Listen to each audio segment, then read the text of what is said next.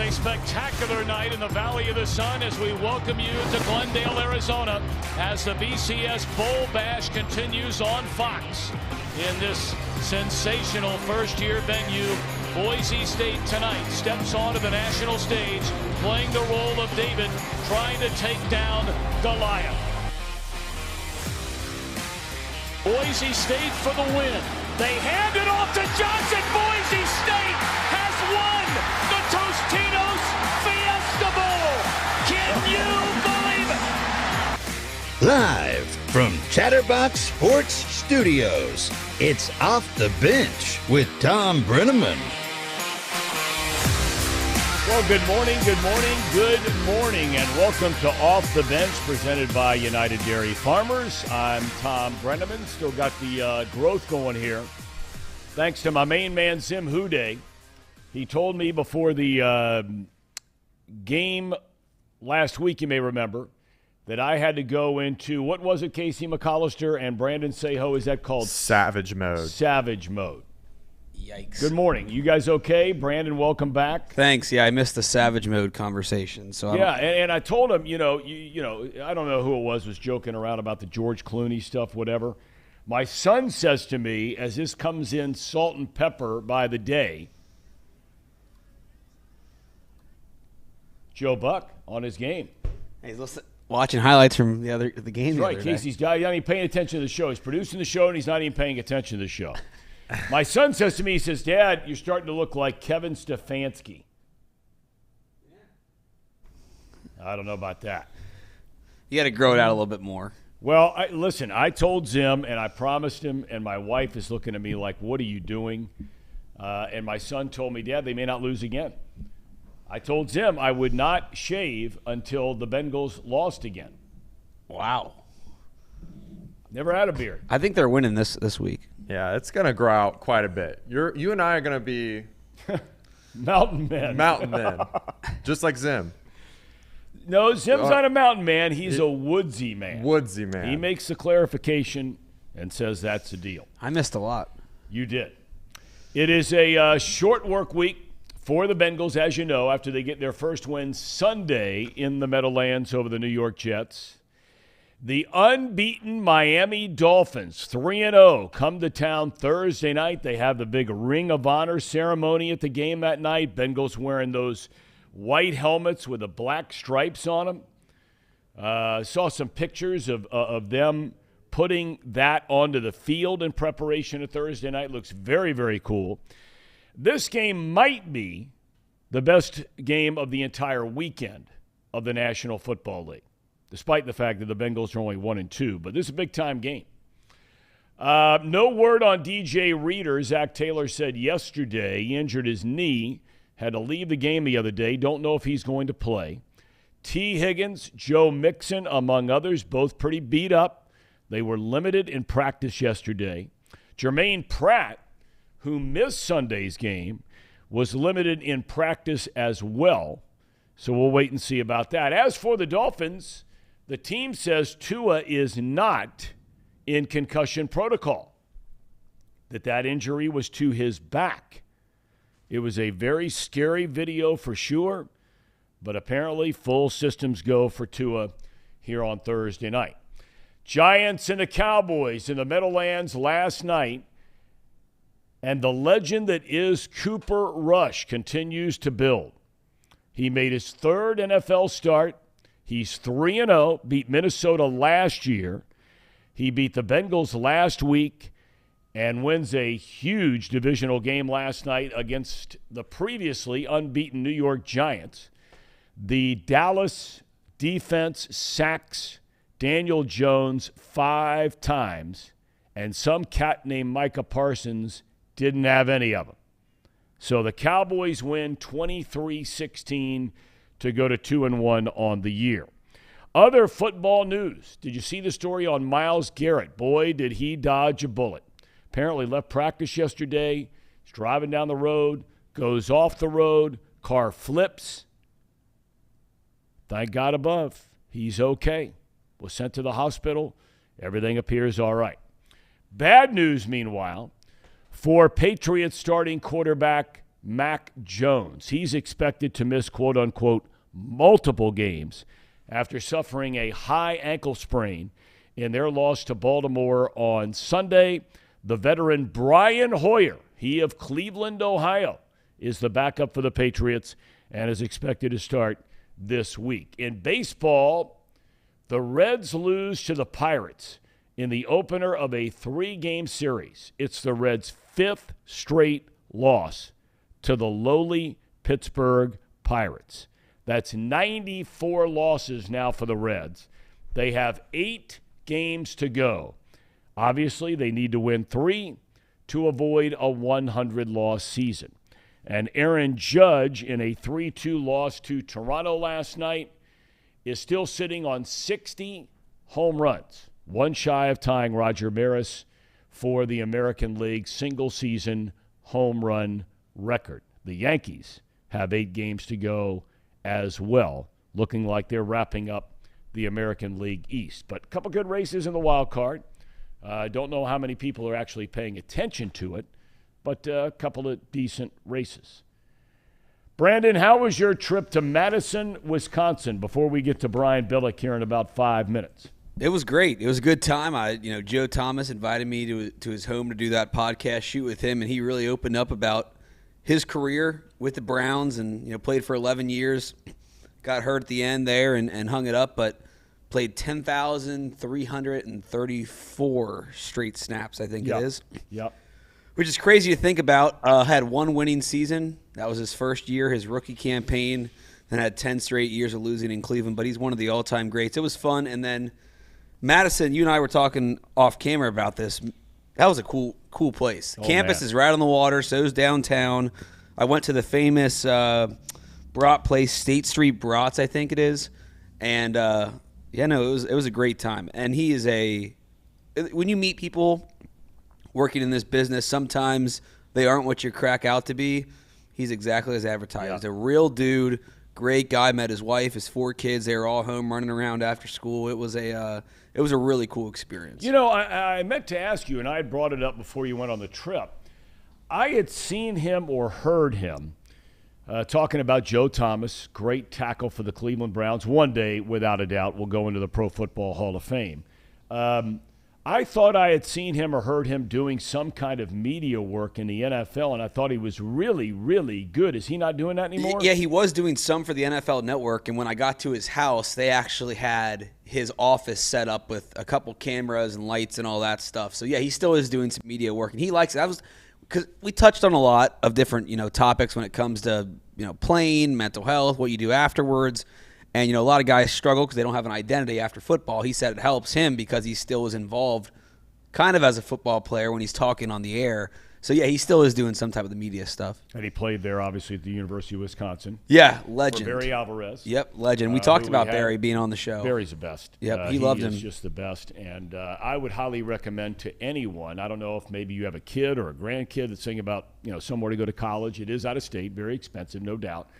But it's a great, great place. I've never met anybody, and I've said this 50,000 times in my life, because when I was announcing the Cubs games in Chicago, and I was single, and every single year we had the All-Star break, I would jump in the car and pick a different spot in the state of Wisconsin, which is spectacular in the summer. It's brutal in the winter, but spectacular in the summer.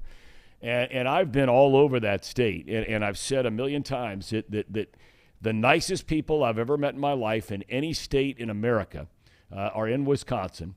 And as far as just fans are concerned, Brewers fans, Badgers fans, Packers fans, I don't know much about the NBA thing, but they're the best fans I've seen anywhere. They were passionate. They were talking about everything when we were there. The Packers had just wrapped up that game in Tampa Bay when I got there, and they were fired up. Good. We're here 10 to 12 every single day, Monday through Friday. Check us out on YouTube at Chatterbox Sports, likewise on Facebook at Chatterbox Sports. We come to you in podcast form as well. We thank many of you who have been downloading this as a podcast on a regular basis. Our numbers are climbing and climbing, so we sincerely say thank you. You can find it wherever you get your podcast, at Apple, Google, Spotify, whatever.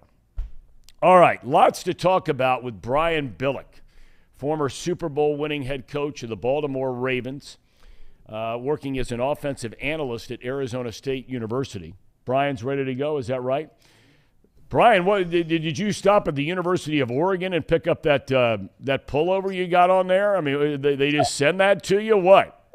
You know, this is when you get to by my age, you got to be as bright as you can. You don't want anybody to go. So. You doing well, I hope? Doing great. Beautiful weather up here in the Northland, and watching a lot of football. I want to ask you about, and I found this stuff the years we worked together. I learned so much from you, not only about football, but about preparation and how hard coaches work, not just head coach, but assistant coaches and so forth.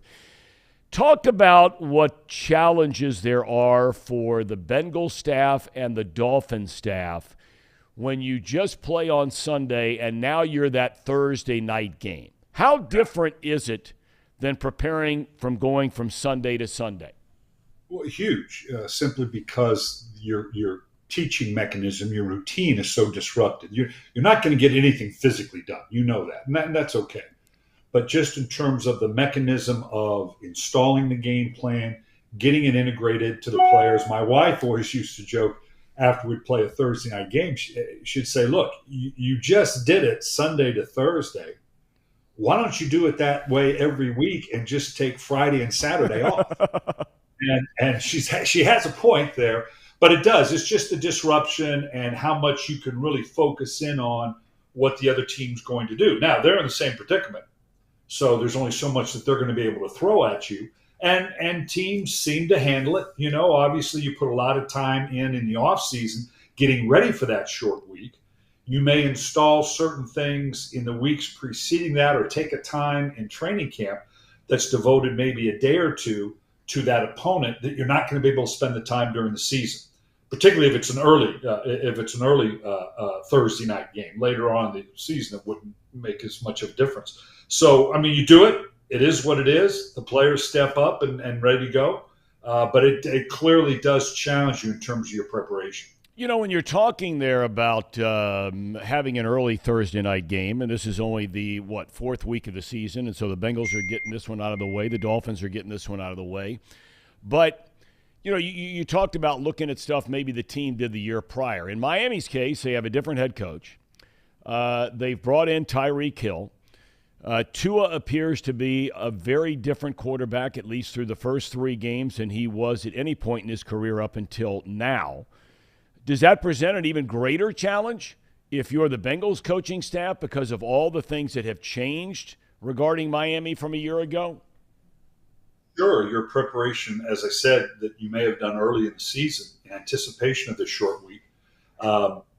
Now, I mean, you really got to rely on the three previous games in Miami. I mean, that game against Buffalo, I've been at this a long time, Tom. I don't think I have ever seen a game. You're talking about a Buffalo team that had 400 yards of passing offense, over 100 yards rushing. They had the ball for 40 minutes. They ran 90 plays compared to Miami's 35 or 36. Miami didn't run the ball, less than 50 yards rushing. Tua was 13 of 20. Buffalo only had one turnover, had 7 explosive plays to Miami's 2, and they lose 21-19. I don't know that I've ever seen a game with that kind of box score.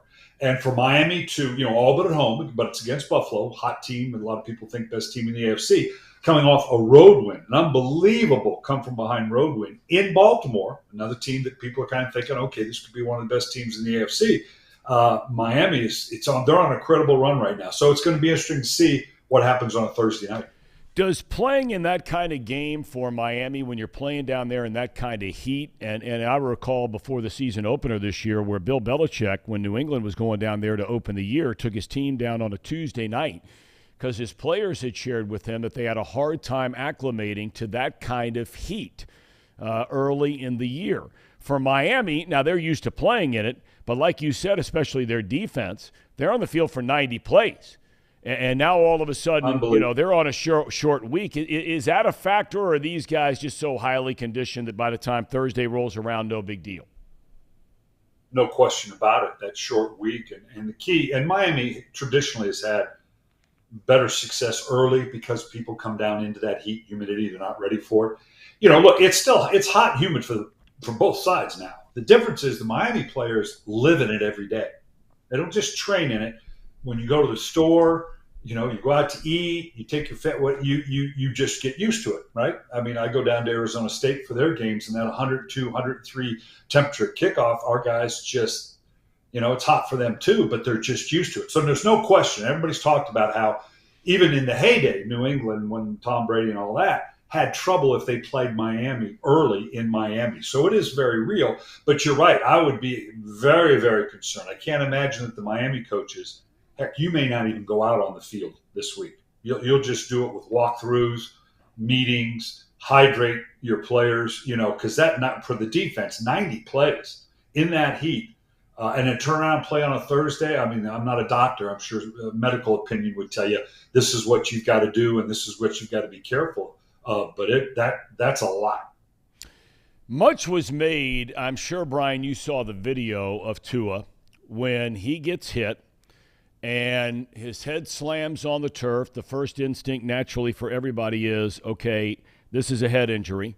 He tries to get up. He's wobbling around. He almost falls down. They take him out of the game. He ends up coming back later and playing in the game. The Dolphins say afterwards, Tua says afterwards, it was a back injury. It wasn't a head injury. In fact, he's not even in concussion protocol, as we found out yesterday afternoon. There's no way in this day and age, there may have been a time, Brian, correct me if I'm wrong, but there's no way, even though the NFLPA, Players Association, has asked for some kind of investigation as to why he was allowed back in that game.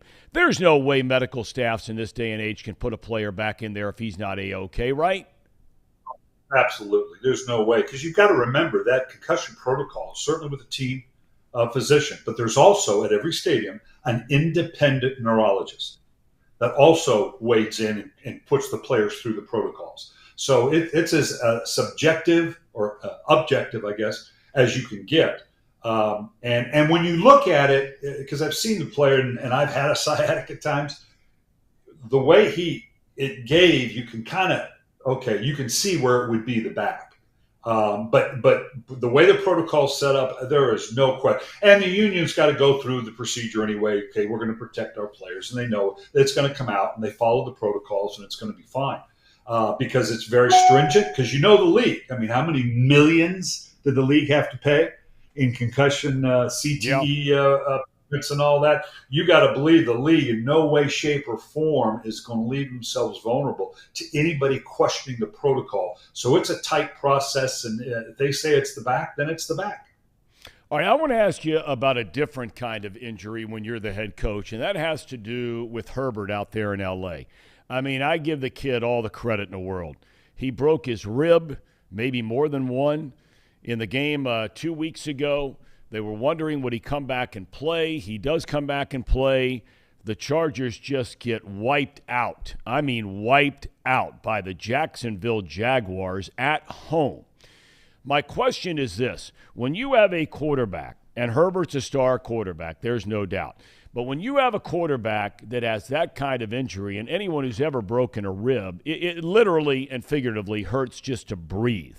Take a deep breath when you have a broken rib. What's that fine line, Brian, and as a head coach making that decision to go ahead and go with this guy as opposed to sitting him out a week or two? Well, you talk about a protocol. You go through the progression. First, the player has to say, okay, I'm good to go. All right, I'll take that with a grain of salt, but I know you want to play. Next, it's Doc. So is he okay? Can he go? Could he injure it further? What's his vulnerability? And if the doctors say, yeah, we're comfortable with, yes, he can go. Then finally, this is a tough one for the coach. You've got to look at it. You can look at the way he's performing, and you got to make the decision. Okay, can you get out of harm's way? Can you produce at the level we're going to need? And when you go against the player and the medical staff, because you just look at it and say, I don't think he's going to play well enough. That's always tough, and it's tough on the players. Sometimes the player, I've had it where the player goes, yeah, I definitely want to play. You know what I mean? Oh, yeah, I want to tough through it in the doctors. And then quietly he'll come up to your obstacle coach, I can't play. Don't, well, you got to cover me here. Yeah. You got to be the bad guy. That happens sometimes too. But Herbert, I don't know that people can fully appreciate as a quarterback making the throw. Imagine for those golfers out there, I'm into golf now. Imagine you got your driver and you're in your backswing and knowing that the minute you come down and start your follow through, someone's going to hit you in your ribs with a 7-iron. That knowing that pain is going to come, that's going to change your action a little bit. So the kid obviously shows some toughness. Rib injuries are a tough one. They take a long time to heal. Hopefully he'll continue to do that. They may, that was always the questions for the doctors. If I sit him, how much of a percentage will he be better than next week? If it's substantial, it's okay, then I'm going to sit him. If it's minimal, it's okay. If the kid thinks he can play through it, he plays through it. So there's a lot that goes into it. You mentioned a couple of weeks ago how a team loses the first game, the sky is falling. You lose a second game, and now literally the earth is moving under your feet. Not quite to that level, but, look, Bill Belichick is considered to be the greatest coach in the history of the National Football League, all the Super Bowl titles, so on and so forth. They lose their quarterback in Mac Jones. At least it says for multiple weeks with a high ankle sprain. Again, reflecting back to your days as a head coach. And if I recall, you lost Steve McNair very early in the year, one year, right? And all of a sudden he's out. First game in Cincinnati. Right? I remember that. I was at that game. And by the way, I was yelling bad things at you on the sideline, not knowing we'd be partners one day. But I got to ask you, what's the mentality? I know it's all that next man up kind of thing, and Brian Hoyer's been around the block and so on and so forth. But, while Mac Jones may not be among the elite quarterbacks in the NFL yet, perhaps one day he gets there. But when you're looking at your season and moving forward, and all of a sudden you're going, holy Moses, we don't have this guy now. We are in big, big trouble. This is very different than losing, Trey Lance and having Jimmy Garoppolo to fall back on, right? Yeah, it's always tough. Nothing shakes an organization more to its core than having to make a change at quarterback, either due to injury or bad play. And you're right, the next man up is a great mentality. The problem is the next man up isn't as good. Otherwise, he wouldn't be the next man up, right? I mean, that goes by definition. So the New England Patriots have been through it before, but they've been through it before when they had really good teams, when they lost Tom Brady and they had Matt Cassell. I'm trying to remember the guy that came in and actually played pretty well for a bunch of games. But they were a pretty good football team. This is an okay football team. It's not a great football team. So yeah, that makes a huge difference, and the Patriots will rally around it. And the good thing is that the coach, they know that the coach isn't going anywhere. So we can't quit here because I'm still accountable to that guy. So the problem for them is as they go forward now, they got to go to Green Bay, not an easy place to play. Then they play the Lions at home. They go to the Browns. The Browns are playing well. Then they play the Bears and the Jets. So their schedule is every schedule is tough in the NFL. Going to Green Bay with your backup quarterback, that's not an easy task. So you're sitting there and staring at maybe 1-3, and now have to play the Lions all but at home. Yeah, it's tough duty. The last thing I wanted to ask you about. The first two games of the year, the Bengals faced the Tampa 2 defense over 32% of the time in their opener against the Steelers and then in the second game against Dallas. They faced the Tampa 2 2% of the time in the game against the New York Jets. What I'm getting at is Robert Saleh is without a doubt an outstanding defensive football coach. But how hard is it, or is it hard at all of a sudden be playing one style or one philosophy of defense to now all of a sudden try and maybe change that up to counter an opponent who clearly is having issues with a certain style of defense? Is that hard to do? Well, No, first off, it's what you got to do. What you do. The biggest mistake you make is look at film and say, "Oh, look what that team did. Let's do that," and it's not you. I don't know. I haven't looked at the Jets all that much. Maybe they're not a cover two team. It's not inherent. Everybody has Tampa 2 in their system. Whether they should play more, why they didn't. I think clearly the difference was the pressure they could put on the quarterback. And with Joe Burrow, what we're seeing is it's a sliding scale. Sacks go down, touchdowns go up. Yeah. Okay. Sacks go up, touchdowns go down. Okay. And so it's the pressure you put. So if you sit in a cover 2, then that means you're just getting a 4-man rush, maybe a 5 if you try to be creative. But with a cover 2 and the nature of the defense, that doesn't add up, leaves holes in the defense. So they may think, well, we got to get pressure on Joe Burrow.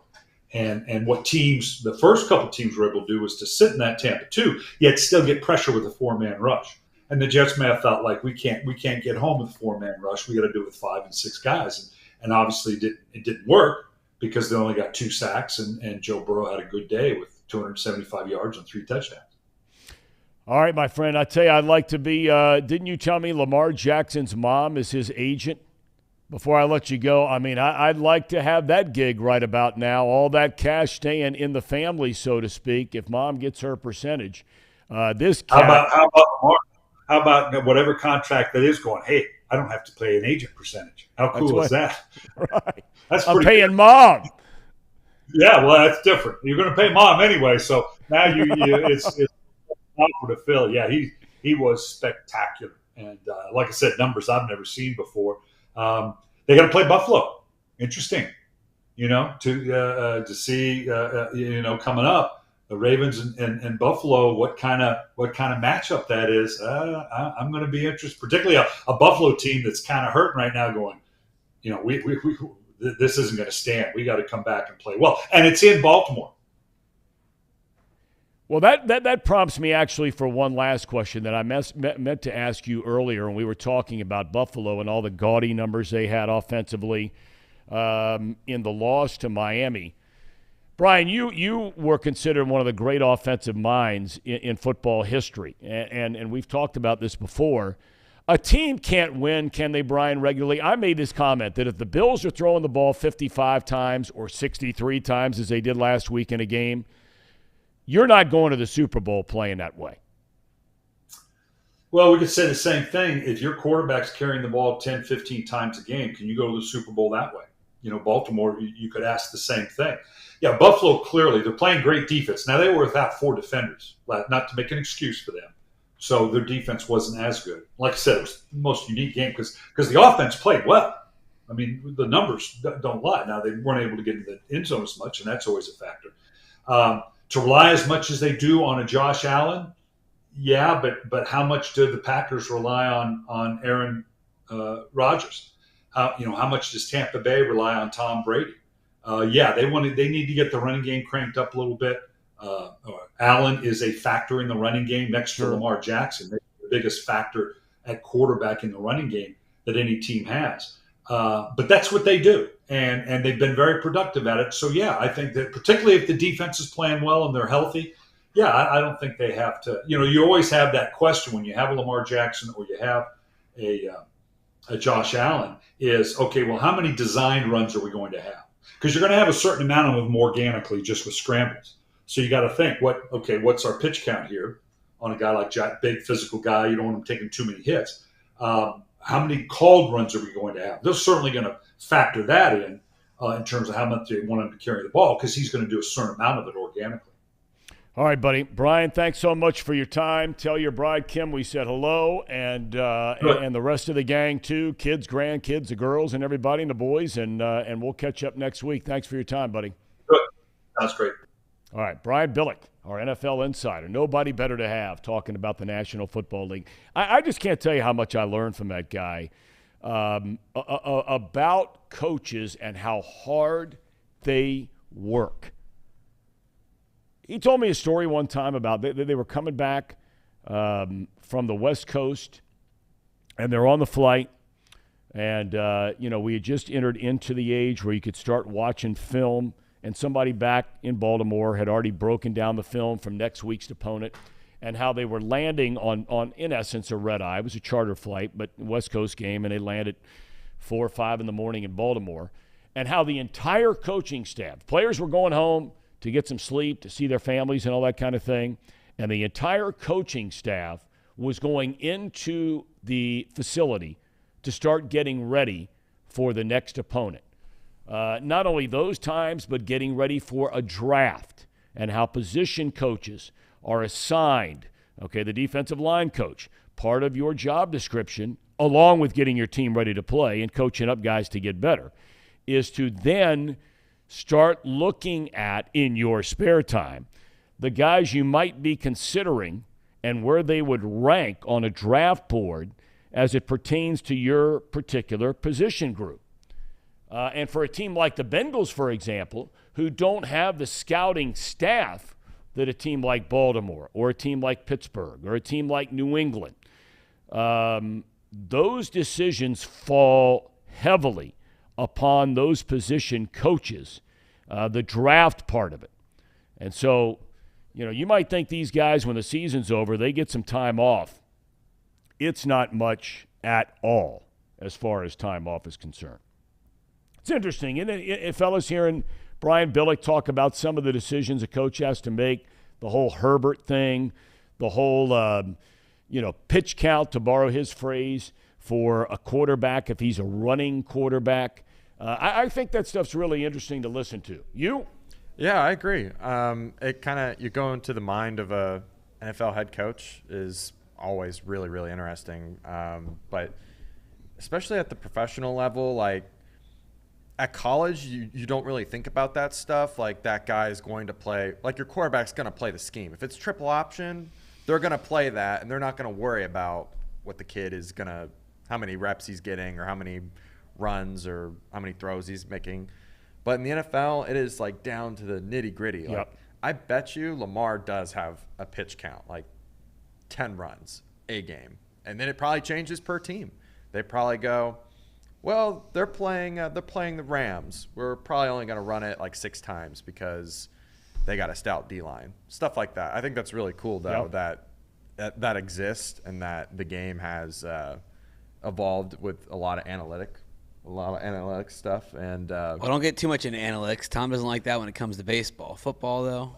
It's not that. I have the Joe Madden philosophy, and his interview on a podcast he did a couple of weeks ago. That wasn't a shot at you. I was just making a joke. I know that. I know. But I had a guy the other day ask me the question, hey, why aren't you into analytics? What is it you have against analytics? All those kinds of things. And there were people that watch the Reds games religiously who are hardcore analytics people that thought I was the worst announcer in the history of baseball. God bless them. I mean, if that's what they think, they're entitled to their opinion. It's fine. But here's the thing. As it pertains to what Joe Madden said. He said, it's great to have the information. And Madden was one of the original proponents of heavy analytical bases being used in baseball. Mm-hmm. But he thought it got to a point where the players themselves are getting overwhelmed, that there's an analytics guy coming into the clubhouse, at least with the Angels, where they were giving a 20 to 30-minute presentation before every game to the players. And these guys are worn out. And their eyes are spinning around in their head. Some guys want it a little bit more than other guys want it. As it pertains to television, here's the deal. At Fox, all the years I was there, they started an independent research company as to why people watch sports, what's important to them when they watch sports. And they would give, and this was a serious study they would do every year, they would give like 50 topics of things that you found to be important when watching a baseball game, okay? Actually, it was 30 topics because I'm going to be very specific here for a change. Year after year after year, and it didn't change as analytics became more prominent in baseball. For the person watching the baseball game on television, for 5 years in a row, ranking 1 the most important, 30 the least important. Analytics never climbed above 27th on the list. Not one time. I believe it because you know the philosophy in local TV where I came from. It's anyone can get numbers anywhere. People watch for stories or for emotion, something personal, or, seeing a stadium go crazy, or a guy hit a 500th home run. Now, I'm not totally against knowing what the launch angle is or how fast, exit velocity, but that's not what my attention is centered around. Yeah, so like last night, I mean, and this is analytics in football, I thought it was very interesting, and I thought it flowed with the presentation of the game. Don't know how much you guys said you saw it. Casey, you said not much, but Saquon Barkley had an incredible run. What a player. When that guy's healthy, not even close. Not Kamara, not this guy, not that guy, not McCaffrey. When he's healthy, without a doubt, Saquon Barkley is the best back in the National Football League. He's strong, he's powerful, he's fast, he can run, he can catch. But he scores a touchdown last night, and I mean like clockwork. And a great job by the guys at ESPN. They did an analytics of how fast he was running once he got into the open field. And he got up to over 20 miles an hour. I thought that was interesting. You think about driving a car 20 miles an hour. You feel like you're creeping along. But then when you start looking at people trying to run alongside of you, not so much, right? Yeah, no, I like that part of it for sure. And when it comes to baseball, I'm a mix of old and new. I didn't like, for a long time I liked having the pitcher having to hit. Then once the Reds had a killer lineup in 2020, I decided, all right, you know what, DH on both sides, I'm cool with that. Yep. I think it evolves, but there's a place for both. I think analytics are good for all sports, but it doesn't have to overtake the broadcast, kind of like what you said. We got a lot of people watching today. I mean, our numbers continue to climb every single day, and we can't thank you enough. We have a poll question today for the first time. Is Cincinnati a football town or a baseball town? I argue it's both, but if I had to pick one right now, it's probably football. But one of the commenters, Alex, he kind of said it.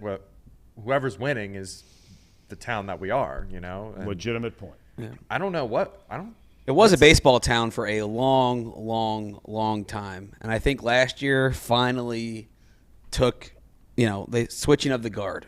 Yeah. You know what? That a viable point. Which I'm a traditionalist. And you might be 100% correct, and I think there are a lot of people around here that feel that way, at least off the top of their head, to answer that question, that it's always been a baseball town, baseball's oldest franchise, so on and so forth. But when you start trickling down off of the pro team, I've always said that Cincinnati is a football town. I've always said it because of the high school football, because of college football in and around the area. But anyway, that's our poll question today. You can check us out on YouTube, and you can weigh in as well. When we come back, we're going to have Grant Napier, does a sports talk show down in South Florida, to talk about the Miami Dolphins coming to town to take on the Bengals Thursday night. Stick around. At United Dairy Farmers, we've perfected freshness in our family bakery, where we use only the finest ingredients, like thick, high-quality glazes on our signature donuts, before delivering them fresh from bakery to store every day. UDF, made for you. If your AC or furnace is struggling, turn to the experts at Bartell's Heating and Cooling. Their certified technicians get the job done right the first time. And if you need a new unit, Bartell's will give you upfront pricing with no hidden fees. Plus, ask about Bartell's 0% interest financing for 60 months. Learn more at bartellsheatingandcooling.com. Bartell's Heating and Cooling, for a comfortable way of life. Eli's Sports Bar and Grill, proudly sponsoring high school football with 3 locations in Mason, Liberty Township, and Ross, Ohio. Our 10-foot screens guarantee a great view from every seat in the house. Eli's Sports Bar and Grill, the best place in Cincinnati for sports, food, and fun.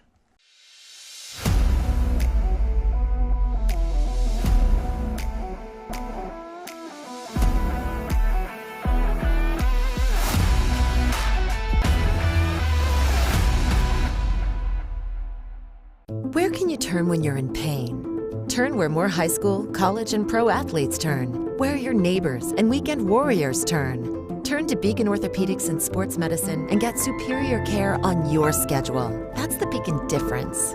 Check out our fresh arrivals at Jake Sweeney Used Cars. Over 250 used vehicles weekly. All makes, all models. From economy to luxury, Jake Sweeney, the original used car superstore.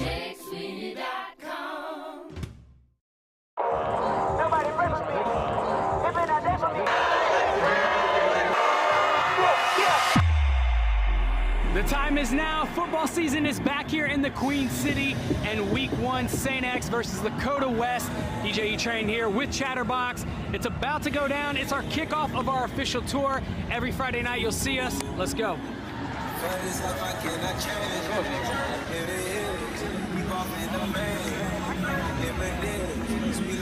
on 3, 1, 2, 3. Let's go.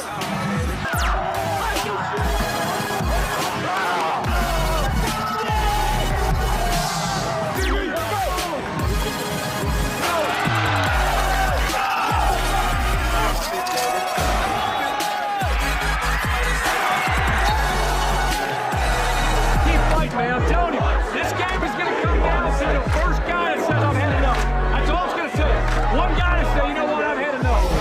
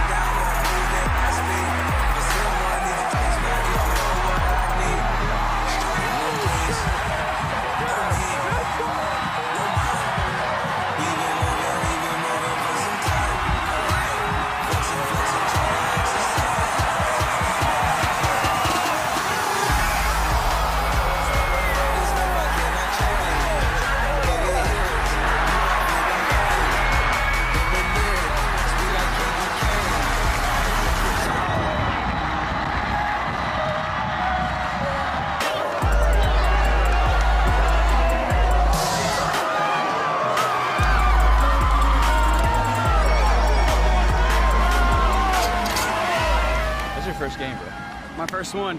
I mean, I couldn't have asked for a better first one because Dakota West struggling a lot throughout the first half and beginning of second half, and then big time. It's a party. It's a party. It's a party. I know one thing: ain't nobody does this better than us. Facts. Yeah, this atmosphere was insane. Show was on point. Everybody had a great time for the first one too, bringing people together. Big shout out to everybody tonight that worked hard from Chatterbox and everywhere else to put on a great show. This dude's legit. And he's sweating, so you know he's legit.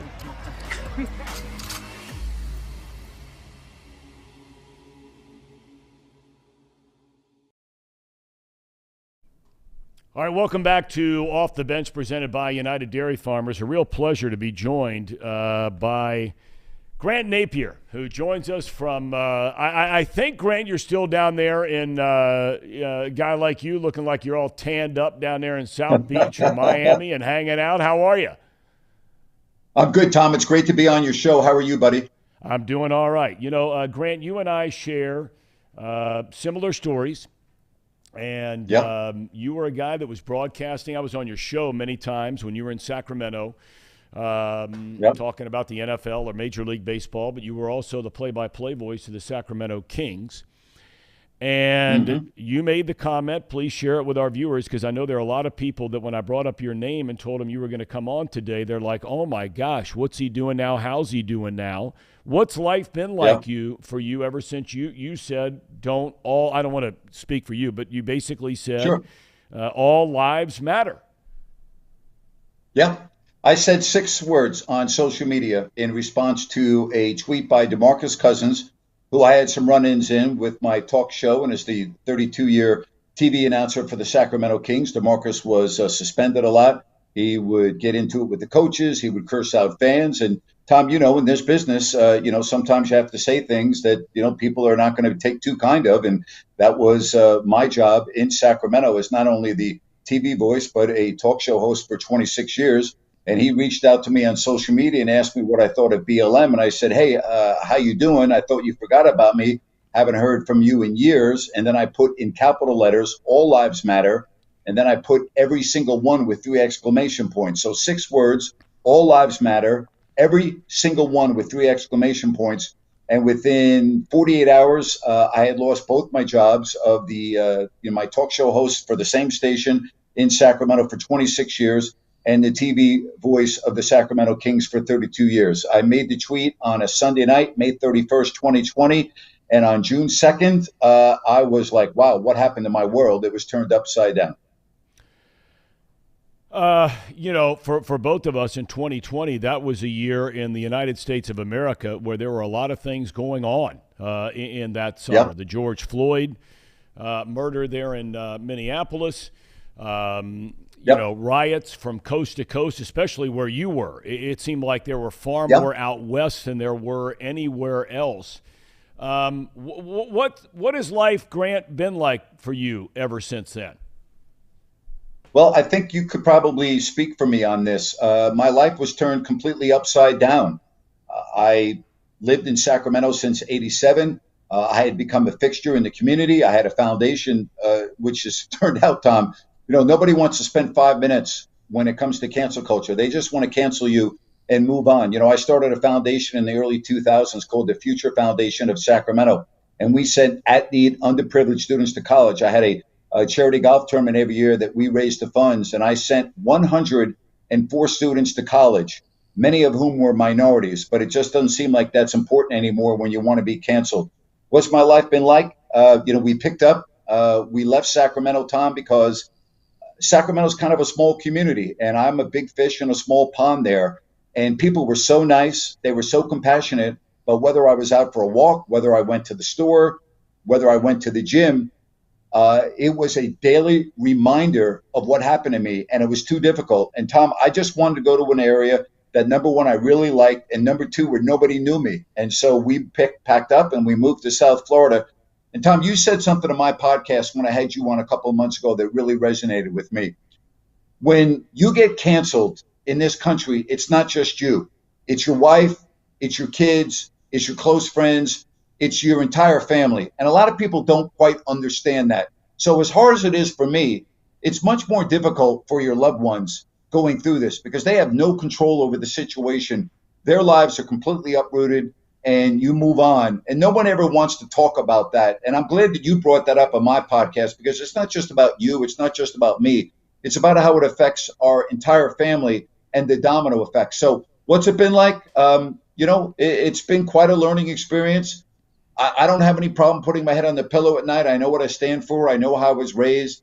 I know what I believe in. I know about my ethics and my morals. I'm not perfect. You're not perfect. I've never met a perfect person except for those that are on social media that appear to be perfect with all of their tweets and everything. But I've made mistakes in my life. I think in retrospect, my mistake was the timing of my tweet. I don't think there's anything wrong with what I said. I'm never going to apologize, Tom, for saying all lives matter, every single one. I mean, who the hell doesn't believe that?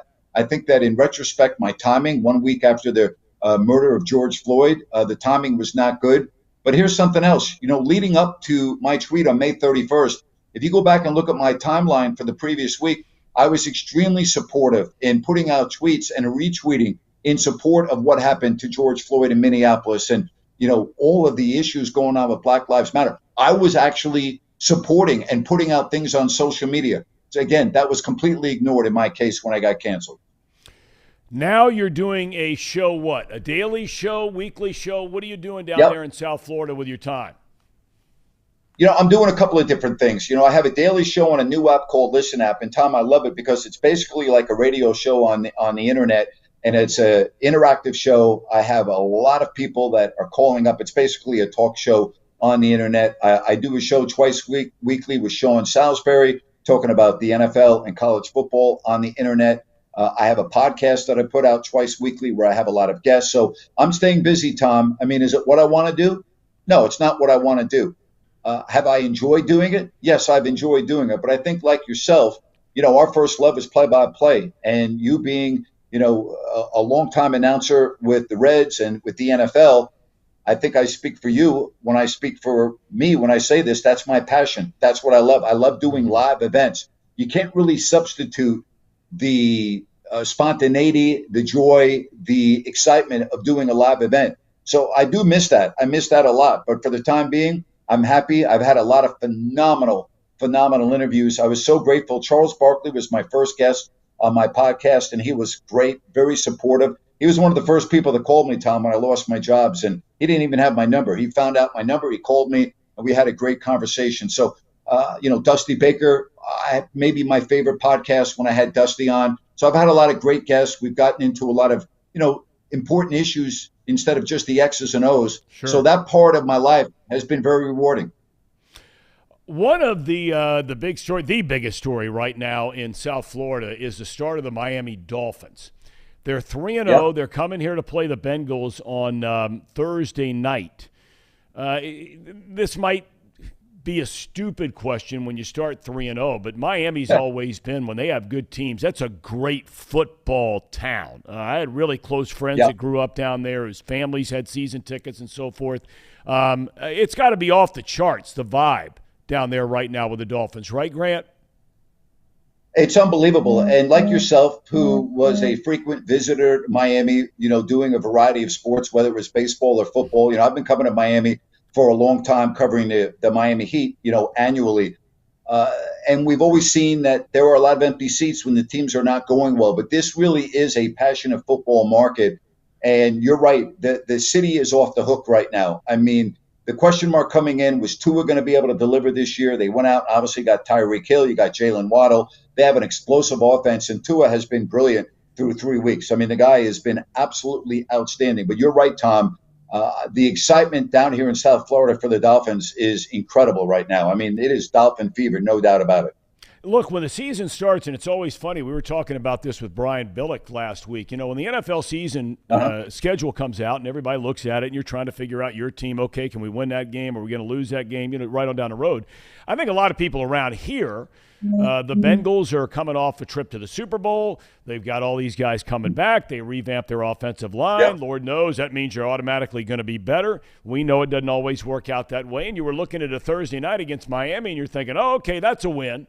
Now all of a sudden, I'm not so sure of that, nor are many around here. What's the early feeling like with the Dolphins coming here to Cincinnati this Thursday? I don't think the Bengals could have a better situation than they have Thursday night. The game that the Dolphins just played 2 days ago was unbelievably hot. Okay, the heat index was near 99 degrees, near 100 actually. It was 99. The Dolphins were really outplayed in that game. If you look at the stats, the Bills had the ball for 40 minutes of that game, Tom. Okay, and they outgained the Miami Dolphins in total yards by a wide margin. A short week for the Dolphins. The Dolphins aren't going 17-0. You could not ask for a better situation if you're the Cincinnati Bengals. I have great questions about which Dolphins team is going to be able to line up on the field coming up on Thursday. They've got to be exhausted. They got to be. I think it's going to take 2 days just to hydrate yourself. The conditions of that game were absolutely brutal. It was a game of attrition. You could see it on both sidelines, but the Bills particularly, because their bench was in the sun all day. I have real questions on whether the Dolphins are going to be able to line up and bring an A game on Thursday. Tom, as you well know, being a road team on a Thursday night is difficult as it is. But when you look back at the game the Dolphins just played, I don't think the Bengals could ask for a better situation than they have coming up. I'd be very surprised if the Bengals do not win this game on Thursday. I'd be very surprised. Not shocked. I'd be very surprised. I don't think you're going to get the best version of the Dolphins on Thursday. I really don't. Looking at the Dolphins team this year, you mentioned Tua, and everybody knows what he did in the Baltimore game. Throws the 6 touchdowns. They rally late. Everybody knows about Hill and the whole night, and Waddle and those guys. But outside of the Baltimore game, and look, there are a lot of teams that are going to struggle against Baltimore on defense. Yep. But defense appears to be a strength for this Dolphins team that gets overshadowed by what the offense is doing. Is that fair to say? Oh, it's big time fair to say. I thought the defensive game plan by the coordinator, Boyer, was phenomenal against the Bills. And they come at you. And we all know what the Bengals' problem is protecting Burrow and their offensive line. That's the one aspect of this game that would concern me if I'm looking at it from Cincinnati's perspective. The Dolphins are going to line up 7 and 8 in the box, and they're going to come at you from all types of different angles. This is an aggressive, blitzing defense. And if the Bengals do not do a better job of protecting their quarterback, then maybe I'm wrong. Maybe the Dolphins will walk in there and steal that game. And I'm going to use the term steal because I think if the Dolphins are able on a short week with what they just experienced Sunday against the Bills, if they're able to go on the road and beat the Bengals, to me, that will be stealing the game. That to me is the number one key with the Dolphins because they are going to bring pressure and they're going to show pressure. They don't hide it. They line 7 and 8 up in the box and they're coming at you, and you better be ready to block them. Before I let you go, Grant, Tua coming into the year, you pointed out a little while ago, people were wondering, okay, is this a guy, we drafted? Yep. Is this a guy that we saw at Alabama? Right now, 3 games in, we know he's off to an excellent start. But are you still a Tua buyer, for lack of a better term, over the long haul, or are there still questions about that for Grant Napier? Tom, he's answered a lot of the questions in 3 weeks. I think his reads are a lot better. It seems to me that he's got a better grasp of the defense that's in front of him. He's not throwing the ball into crowds. I think he's doing a marvelous job in taking what the defense gives him. And let's face it, when you have Tyreek Hill now and Waddle, and I think going out and getting a left tackle in Armstead, who is great, has really solidified that offensive line. And Tua, who is mobile, who does a pretty nice job of throwing the ball on the run, but in the pocket, he's got tremendous weapons to go to. So I was a little apprehensive about Tua based on what I saw in the first 2 years, Tom. And again, I don't want to make too much out of September. I think we tend to kind of get overboard. If you remember last year, everybody was going gaga on the Arizona Cardinals when they started off with a great record. I think through 10 games, people were talking about them being the best team, and Kyler Murray was going to be the MVP, and then they fell apart when DeAndre Hopkins got hurt, and they got blown out and looked horrible in the playoffs against the Rams. So we got to put the brakes on just a little bit, but in a small sample size, 3 games, who's been better than Tua at the quarterback position? The guy's been brilliant. The guy has been absolutely outstanding, and yes, in a nutshell, he's surpassed my expectations already. But again, we're only talking about 3 games. All right. Grant, we can't thank you enough for your time, man. It's great to hear your voice, for so many years, and we do your radio show together. And obviously, I'd see you doing the play-by-play on TV, doing the Kings games. But, gosh, we had a lot of good times talking all kinds of different sports and so forth. And I'm thinking about you, pray for you. I hope you're doing great, man, and wish you nothing but the very, very best. Tom, much respect to you. I always wish the best for you. And anytime you need me, I'm available. I love coming on your show, and continued success to you, my friend. Thank you, Grant. All the best. Be well. Grant Napier, kind enough to join us from South Florida. That guy, I've said a million times, my situation, I don't feel sorry for Thom Brennaman. I said what I said. I made my bed. I'm in it. But my heart really hurts for that guy. And look, he doesn't want me feeling sorry for him either. But that guy was just – not was. He still is. I mean, if you put him back on the air right now, he is a great play-by-play announcer. He's a great – talk show host. I've seen him and heard him and been on with him in both instances, and I really hope that there is somebody out there that will say, you know what, this guy did everything the right way for a long, long, long time, and he should get another chance to do, as he described, what his passion is. And I'm rooting for him. I'm really rooting for him. All right, when we come back, we're going to be bouncing it around here a little bit, talking what's going on in the world of football. I thought he had some very interesting observations about this game from the Miami standpoint. All of those plays on defense. And when you live down there, and Grant just described it, Brian alluded to it, because our family lived in Arizona for almost 14 years. And, man, I'm telling you, when you live in it, you do get used to it. Doesn't say it doesn't sap you of all your strength and energy. The heat, different kind of heat.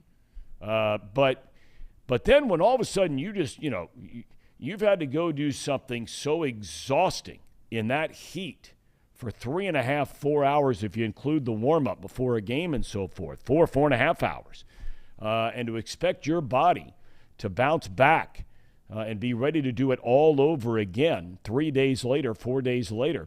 That's a monumental ask for the Miami Dolphins, especially their defense. Not so much their offense, because like you said, they didn't run many plays in a game. And they weren't even on the field very much in the game. But for that defense, that is a tall order. So we'll bounce that off Casey and Brandon. We've got Tracy Jones coming up about 11:35, so about a half hour from now. But lots of topics to cover. Right here on Off the Bench, presented by United Dairy Farmers. Stick around. At United Dairy Farmers, we've perfected freshness in our family bakery, where we use only the finest ingredients, like thick, high-quality glazes on our signature donuts, before delivering them fresh from bakery to store every day. UDF, made for you. If your AC or furnace is struggling, turn to the experts at Bartell's Heating and Cooling. Their certified technicians get the job done right the first time, and if you need a new unit, Bartell's will give you upfront pricing with no hidden fees. Plus, ask about Bartell's 0% interest financing for 60 months. Learn more at bartellsheatingandcooling.com.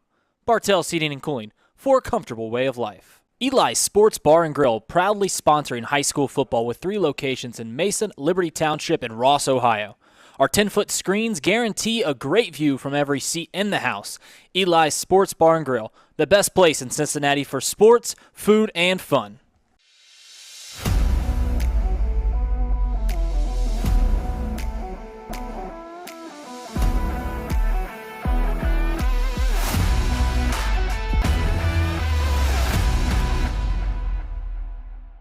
Where can you turn when you're in pain? Turn where more high school, college, and pro athletes turn. Where your neighbors and weekend warriors turn. Turn to Beacon Orthopedics and Sports Medicine and get superior care on your schedule. That's the Beacon difference.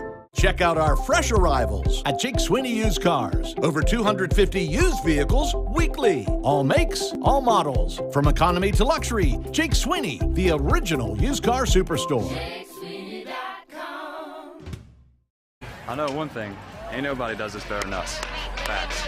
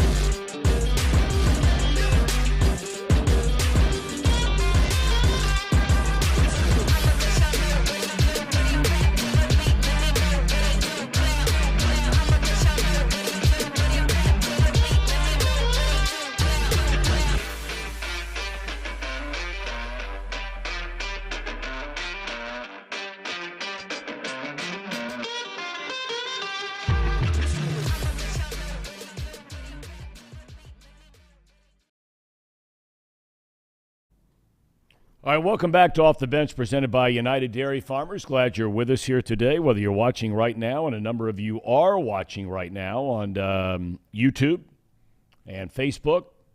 Let's see here. Don says, in reference to our poll question, sad to say that Cincinnati is no longer a baseball town. Dustin adds, the Dolphins are going to crumble. You can just rely on Hill and Waddle. Focus on Hill and Waddle.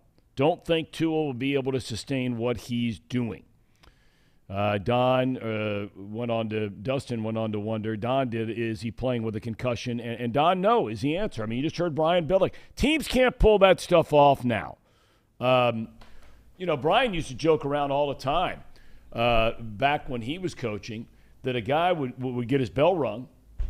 They'd bring him over to the sideline before, there was an independent neurologist there, as Brian made reference to a short while ago, totally independent from either team that is at every single NFL game. But he said in the old days, a guy get his bell rung, come over to the sideline, you'd say, how many fingers do I have up? Guy would say 4. He says, good. You're good to go. I mean, that's what was going on there. Back in the day. Back in the day, and it really wasn't all that long ago, truth be told. Fellas, I think Grant, one of the things I think is so important for what we're doing here, but especially when reporters are going out to do a preview of a game. And oftentimes we get bogged down in numbers. And, this team does this X amount of time. But then you got to bring in the human element.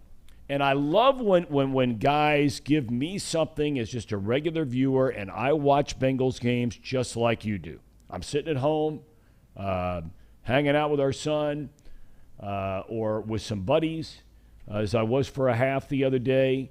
I'm watching it just like you are.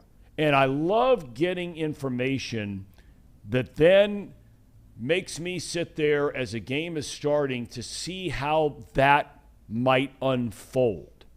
And I think this weather thing and the conditions thing from the Dolphins standpoint that Grant just so perfectly laid out, because he lives down there and he's talking about how brutal. And for anybody that's ever been to South Florida and the Miami area with all the water around, the humidity, I remember doing baseball games down there where you're just sitting there saying to yourself, you have got to be kidding me.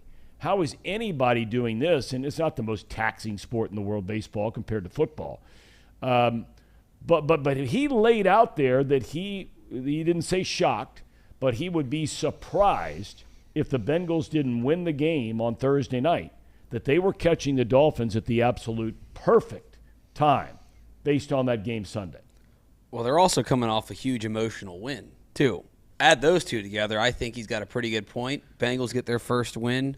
I think it's going to be a good game, but the point of hot weather, the fatigue, coming off the big emotional win, I think those are three things that can really play into the Bengals' favor. Yeah, and I would also like to say, too, that I know we said last week was a must-win, but you might even consider this a must-win. Yep. You can't go 1-3 in an easy part of your schedule and expect to, go ahead and beat Bills in the middle of December, or Kansas City, which both teams, I know they lost last week, but they're the two best teams so far in the AFC, without a doubt. 100%. Well, along with Baltimore, Cleveland, whatever. Yeah, and, we haven't played Baltimore yet. So this, to me, is like, if he's saying that they would steal a win, this has to be we got to win this game. If this is something that we're expected to win from their perspective, like, we got to go in there and handle our business Thursday.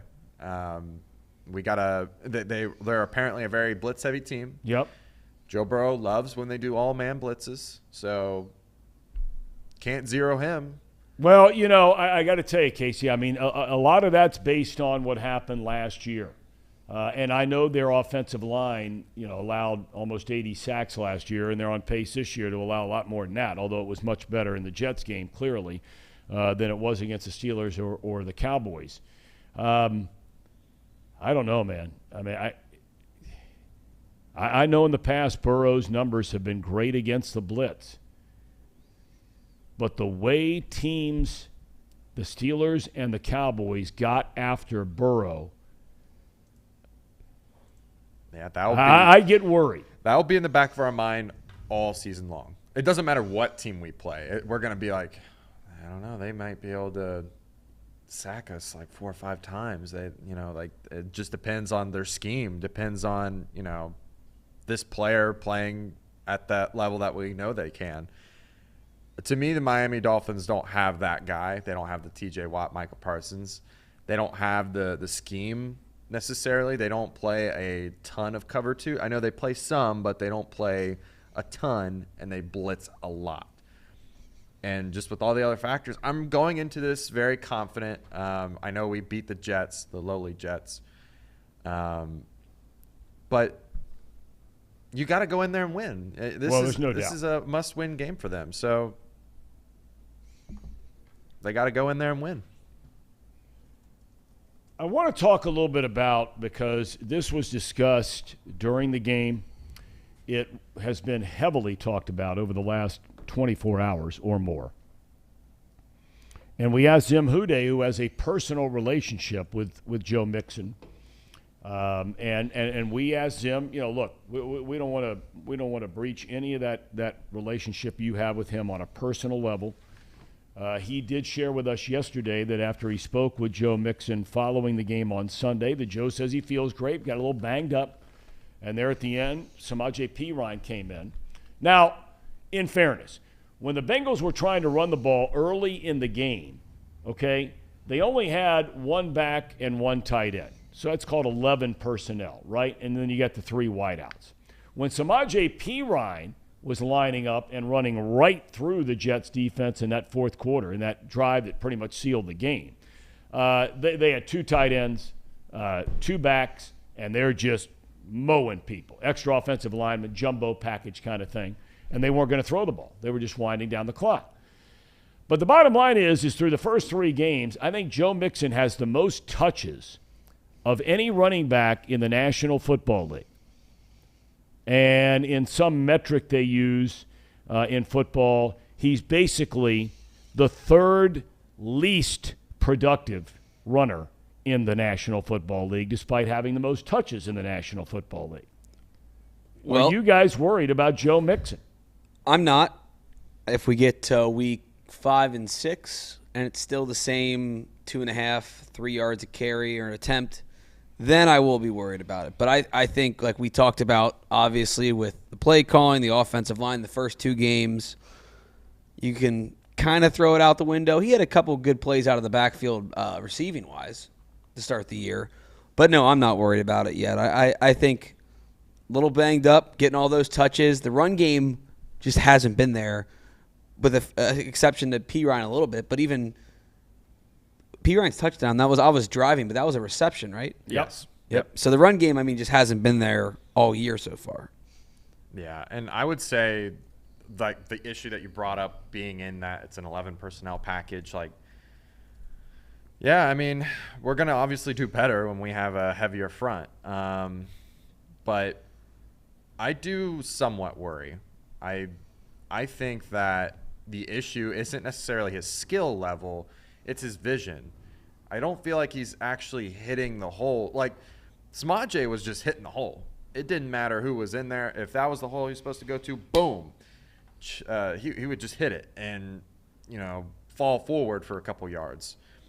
Mixon is trying to avoid and not just be the heavy hitter, and he's running behind his offensive line and not finding the space. I think if he were to get back into finding the open hole, finding the space, he would do a lot better.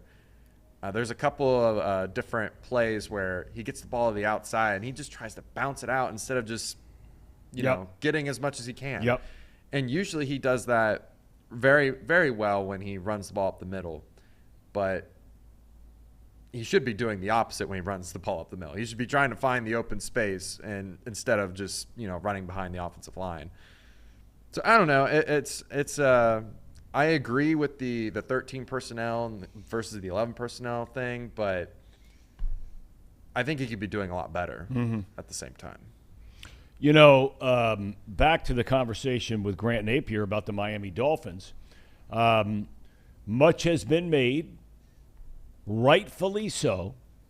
Even the most ardent, hardcore Bengals fan has to concede that the quarterbacks the Bengals have faced the first 3 games, Mitchell Trubisky, Cooper Rush, a little better maybe than we thought. Joe Flacco, he's just old. He played very well the week before against Cleveland, especially down the stretch when they won the game. And I'm a big Flacco fan. I've been a big Flacco fan for a long time. I like the guy. He's a winner. He's tough. No excuses. But he's closing in on 40. This week, do we get a better idea, fellas, of how good this Cincinnati Bengals defense really is? They have gone 18 straight possessions without allowing a touchdown. this Bengal defense, after giving up 2 touchdowns early to Rush and the Cowboys in the first quarter 2 weeks ago. No offensive touchdowns allowed since then. The weather part of that whole thing made by Grant Napier is not going to be an issue for the Miami offense because they were never on the field. Mm-hmm. Right. Tua threw the ball 20 times in a game. 20 times! They had the ball 20 minutes in a 60-minute game. So do you guys believe that this is the first real test for the Cincinnati Bengals defense? Yay or nay? I say yay, and I'm buying on Tua after I was a guy that early on didn't know if he was a very good college quarterback at Alabama, thought he had a chance to be a good NFL quarterback, but these first 3 weeks he has been on his game. I think it is going to be a big test for the Bengals and the skill position too. And we saw some of the Tyreek Hill smack talk before this week, and Eli Apple will have something to say about that. I'm sure he didn't do interviews yesterday, but he'll have something to say about it, if not before the game, on the field, and afterwards. I'm sure he's a talker. Let me interrupt you real quick. I don't want to interrupt your train of thought. So, again, were players available yesterday to the media? Players were, and my understanding off of Twitter was that, like you do, you know how open locker room is. Yeah. You go in with cameras and microphones, and if there's a guy that you want to get a interview with, you stand around the locker. So reporters did that yesterday, a few did, and Eli just respectfully declined and went on his way to lunch. That's not his MO.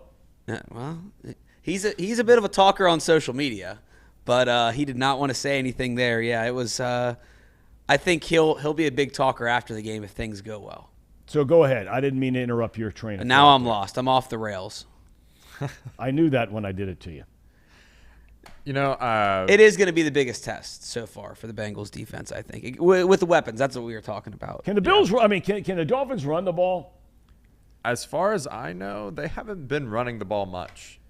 Mainly because I have Chase Edmonds on my fantasy football team, and he hasn't done jack. So, the Dolphins. Anyways, the Dolphins have the second least rushing yards on the year. Okay. Yeah, so they can't really run the ball. Well, now, hold on now. In fairness, how those things can get a little bit skewed, and I'm not suggesting they're a good running team at all because I don't know. I'll know a lot more about it tomorrow, getting ready for this game. But they fell behind 35-14 against the Ravens. That was an incredible game. So they're not running the ball down 35-14. They're not even trying to run the ball. Right. That's true. Right? Yeah. So I wonder what they did. If you guys have access to this, Brandon, take a look and see if you can find the box score of their game against New England. Okay. The first game of the year. And now, they won that game pretty handily, as I recall. Yeah. I think off the top of my head it was something like 26-7 or something. 20-7, yep. Okay. Boy, my mind's not rotting yet. And this is the Bengals report, by the way, presented by Encore Technologies. We thank our friends from Encore, who will also be sponsoring Tracy Jones coming up in about 15 minutes from now. But you have access to that box score by chance? Yeah, they 65 yards on the ground for Miami, 242 through the air. So they didn't run much in that game either. Attempts-wise, rushing 23. Well, that's not good. That's not good. That's less than 3 a carry. Yeah. And we don't do math in public here. I don't do math in private. I know the feeling. All right, so safe to say, in a game where they were ahead, where logically you would think, okay, we're going to run the ball, burn clock. They were unable to do that against New England. They had to put it up in the comeback against Baltimore. And then the other day, they were barely on the field. Tua completes 13 passes, and they win the game thanks to great defense. So you wouldn't expect coming in that they're going to be running the ball, although coaches frequently fool us in that regard. It's true. They're able to scheme up certain runs. Kind of look back at week 1. Pittsburgh had, 4 or 5 end arounds? Yep. jet sweeps with the receivers, and they were picking up yards off that. Yes, they were. And I've said it 1,000 times, and you've heard me say it on this program, the single greatest athlete I have ever seen in my life. And I've seen tens of thousands of them, and I'm not patting myself on the back by saying that. The greatest athlete I have ever seen in person in my life, without a doubt, it's not even close, is Tyreek Hill. Yeah. Cheetah.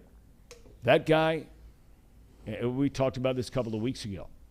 When you go watch, if you were to have a chance to go watch a Miami Dolphins, I even heard the NFL announcers talking about this in the game they played last week when they beat Buffalo.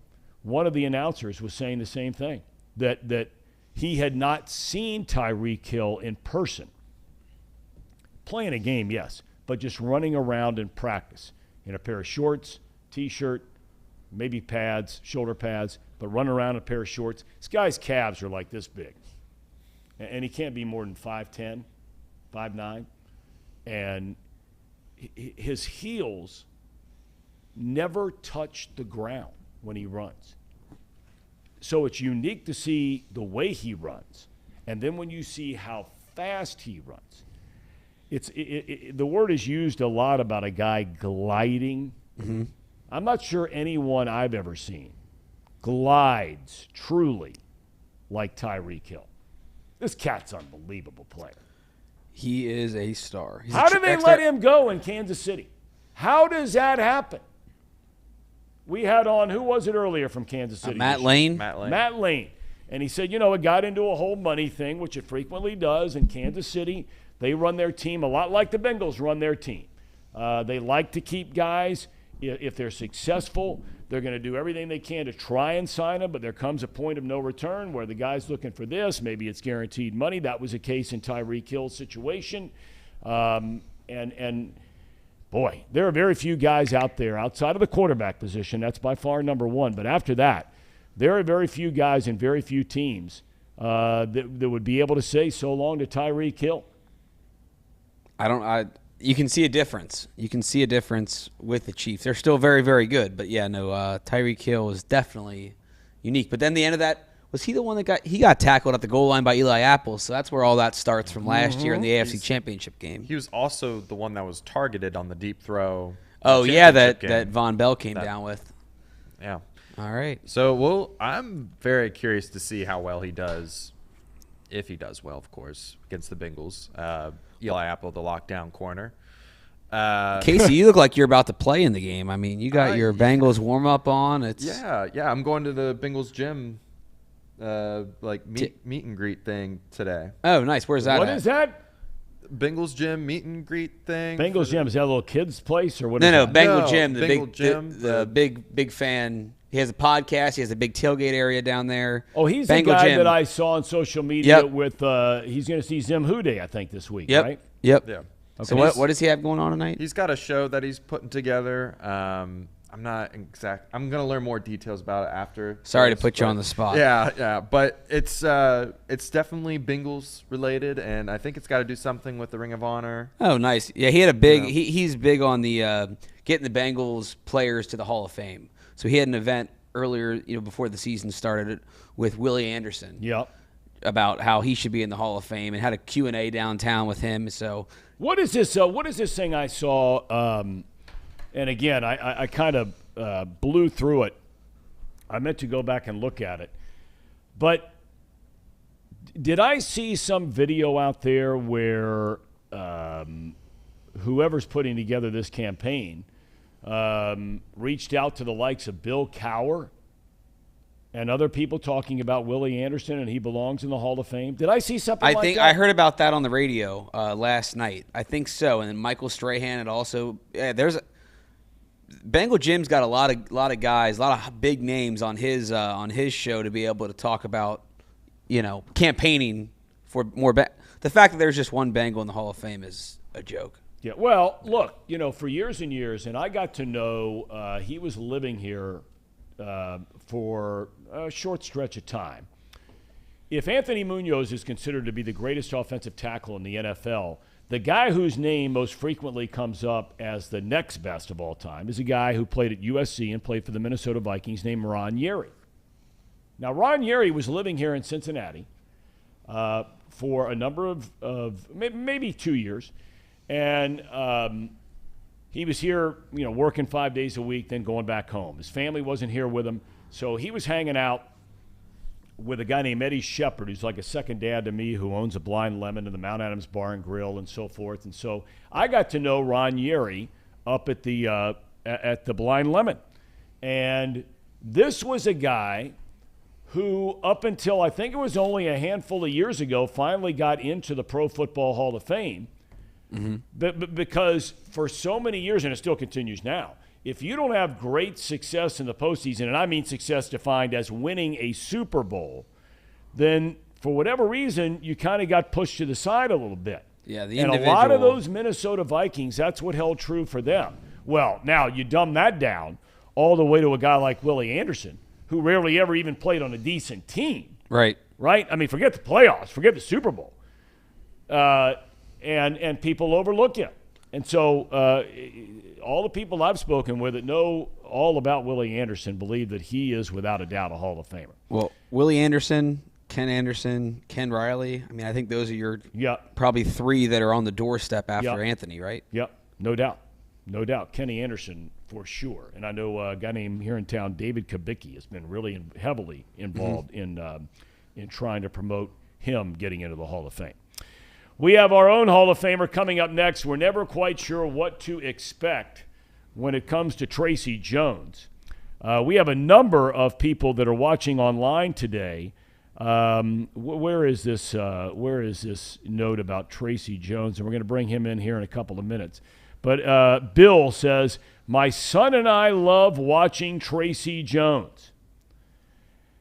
Says 11:30 is bright and early. It must be for Tracy. It's tough to get out of bed when you're sleeping in silk pajamas. I'm going to have to ask Tracy about all this stuff. When another guy says, hey, look, I've got an 11:30 meeting, but I'm going to circle back on YouTube and watch Tracy Jones and his segment, which comes up in just a couple of minutes. The lovable, the cuddly Tracy Jones is coming up next. At United Dairy Farmers, we've perfected freshness in our family bakery, where we use only the finest ingredients, like thick, high-quality glazes on our signature donuts, before delivering them fresh from bakery to store every day. UDF, made for you. If your AC or furnace is struggling, turn to the experts at Bartell's Heating and Cooling. Their certified technicians get the job done right the first time, and if you need a new unit, Bartell's will give you upfront pricing with no hidden fees. Plus, ask about Bartell's 0% interest financing for 60 months. Learn more at bartellsheatingandcooling.com. Bartell's Heating and Cooling, for a comfortable way of life. Eli's Sports Bar and Grill, proudly sponsoring high school football with 3 locations in Mason, Liberty Township, and Ross, Ohio. Our 10-foot screens guarantee a great view from every seat in the house. Eli's Sports Bar and Grill, the best place in Cincinnati for sports, food, and fun.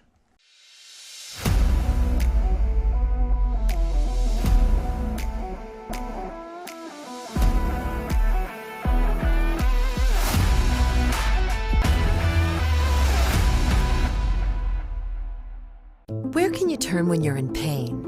Turn where more high school, college, and pro athletes turn. Where your neighbors and weekend warriors turn. Turn to Beacon Orthopedics and Sports Medicine and get superior care on your schedule. That's the Beacon difference.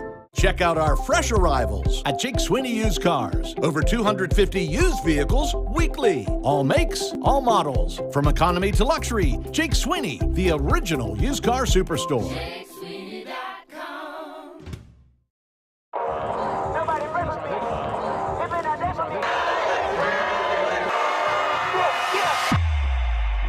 The time is now. Football season is back here in the Queen City, and week 1, St. X versus Lakota West. DJ E-Train here with Chatterbox. It's about to go down. It's our kickoff of our official tour. Every Friday night you'll see us. Let's go. 3,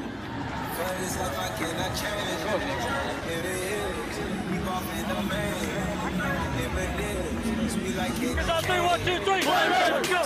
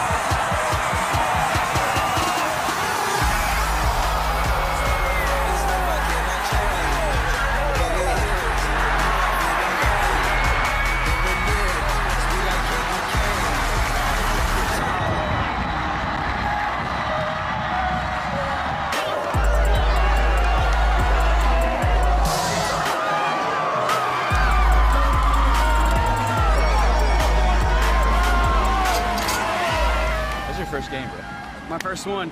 I mean, I couldn't have asked for a better first one because Coda West struggling a lot throughout the first half and beginning of second half, and then Big time. it's a party, it's a party, it's a party. I know one thing. Ain't nobody does this better than us. Facts. Yeah, this atmosphere was insane.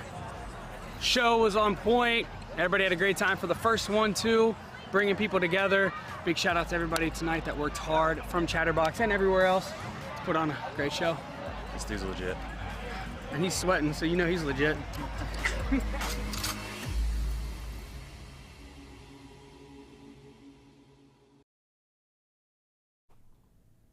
All right, our visit with Tracy Jones is brought to you by Encore Technologies. Encore Technologies provides IT solutions for a data-centered world with a suite of services from mobile computing to desktop to data center, supporting both centralized and work-from-home computing models to improve efficiency and productivity. Visit Encore.tech. The path to innovation begins here. The path to my destruction in a second career begins right here. 2 days That was funny. on Tuesday, and yeah, not bad, right? Tuesdays Real and good. Thursdays with our main man. Tracy, you're looking good. Are you feeling good after the accident a couple of weeks ago now? Well, my wife said to me today, she said, your nose is a mess. Can you see that big old bump on there? I do. Yeah, it's not good, but what the heck are you going to do? 61 years old, my days of chasing wool are behind me. Something wrong, Tom?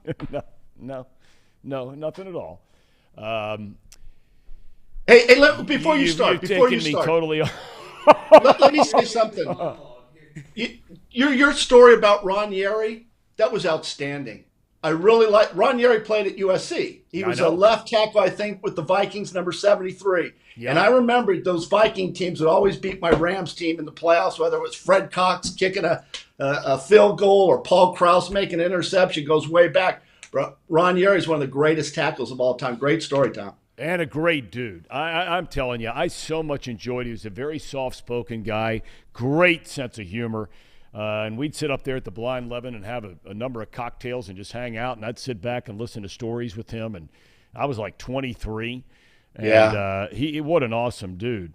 I want to get back to something, though, for a second, because you texted me yesterday. Okay, yes. Your nose is beat up, your face is beat up, those kinds of things. And before we get into some of these other topics, you said to me that you have some actual health advice that you wanted to share with me, and I didn't have a chance for you and I to get into that. Could you do that here? Is it appropriate for here or not really? No, it's all right. Listen, let me first state that I am not a doctor. I could have been a doctor. My mom wanted me to be a doctor, but my dad says, you know what? We got plenty of doctors. Being a doctor is really easy. Be a Major League Baseball player. So I chose to be a Major League Baseball player.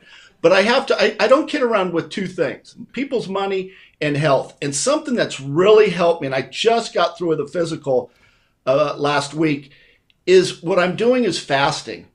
And I can't tell you how much better I feel by only eating once a day. I eat around between 6 and 8 o'clock at night. But during the day, I only drink coffee and water. When I went to the doctors about 6 months ago, my levels were elevated on my liver. Imagine that. My AST and my ALT. I went back, my triglycerides, all those tests that they give you, your blood tests, went back and they were excellent. There wasn't a single range that I was out above. Everything was right in the range. And the doctor turned to me, he says, what the heck did you do? He says, your numbers are great. I says, Doc, I only eat once a day. I fast and I feel so much better. And I discovered this when I did a show with your dad. I hadn't eaten for 36 hours. We did 10 shows, Jones and Brennaman on baseball on 700 WLW. And I went in there and knocked out 10 shows, and I was actually pretty sharp. Your dad's always sharp, and I kind of stumble around like I do. But I told stories. I was right on point, and your dad turned to me and says, boy, that's the best shows you've ever taped. And it was the whole deal with fasting. Because I find that when I eat, Tom, my body shuts down. And I get, I got to take a nap, so on and so forth. people, if you're listening, just try it. Try it for a couple days. You don't have to do it all the time, but it just kind of cleans things out. And those numbers, my doctor, I says, if you had to grade my health, A, B, C, D, or F, I says, what would you give me? He says, an A-. Wow. I says, my numbers are that good? He says, your numbers are good for any age. And my point is, my numbers were bad, going to go on some medicine, to being pretty good. So just advice. It's interesting you bring that up because I mentioned the name a little while who's like a second father to me, a guy named Eddie Shepard, who is a two-time cancer survivor of colon cancer. And, he was looking for ways a couple of years ago and kind of stumbled upon this fasting idea that you're sharing now. And he and his wife, Pat, are both doing it for a long, long time, where you just eat once a day. If I understand this right, and I heard you right, it's between certain hours of the day, and you stick to that regimen. And for a guy who's a two-time cancer survivor, his numbers, like your numbers, are just fantastic. I mean, look, fasting, you read about in the Bible all the time, right? Yeah. So, there's got to be something to it just based on that alone. But you're not the first person that I've heard has had great success with. Do you get, my issue would be that I would concern myself with, because I drink a ton of water, I drink a lot of coffee, okay? Yep. I'm okay with both of those things. Yep. But you know how you get hangry? Don't you get hangry? Occasionally. I'll get a little wobbly. Like the time I slipped and fell and hit my head and broke my nose, I was doing a 36-hour fast. Sometimes with me, the truth comes out a little bit later. And so my wife... Well, you have just sent that whole argument into a straight train wreck. 36 hours is too much. Okay, It's way, way too much. But yeah, I was a little shaky, and you do have to watch that. So consult your doctor first. But people, give it a try. You got nothing to lose. I've lost 10 pounds. Feel good. Well, but you're a professional athlete. That's easier to have it fall off you than it is for the rest of us normal people, right? Yeah, it's kind of a freak. I'm kind of a freak. There's very few of us. Actually, Tom, you have a better opportunity of winning the lottery than you do playing a Major League Baseball player. I know. It's really great. Tracy, when you eat once a day, you also get that steak and lobster. You're eating some real premium meals, so it's worth it.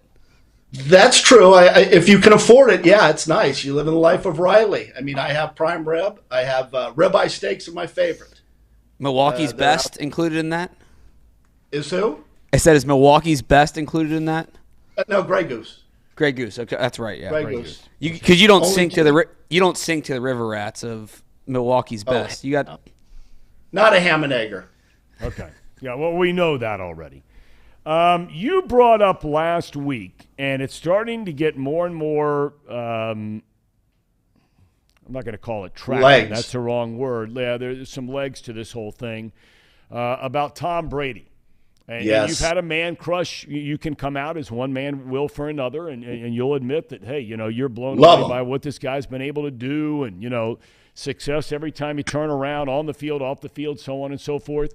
But, last week he doesn't have three of his receivers. Godwin, Julio Jones, Mike Evans is suspended. They struggle again. And now all the stuff is starting up again about, is all of his focus, and that's never been questioned with Tom Brady, is all of his focus being devoted to being the greatest quarterback of all time right now? Tom, this is why people have to watch this podcast. We see things that you people don't see, right? We were talking about it last week. Nobody was talking before about Tom Brady's situation with Giselle. Now, that's topic A around. I actually watched the game against Green Bay and Rodgers. Brady is making mistakes that I've never seen him make. That 2-point conversion down on the goal line, delay a game, he's never done that. He's never done that. But he's yelling a lot. Do you see pictures of him? How much weight has he lost? He doesn't look like himself. And there's one person to blame, Giselle. She drops the kids off. Now tell me this, the kids go to the game, but she doesn't? The poor guy is on edge. He's frustrated. And I'm telling you, and you look this up in a medical book, he's got FSB. FS what? FSB. It's short for fatal sperm backup. Oh, my God. Tom, see, the married men know what I'm talking about. I didn't have this until I got married, but I've got the affliction a little bit at times.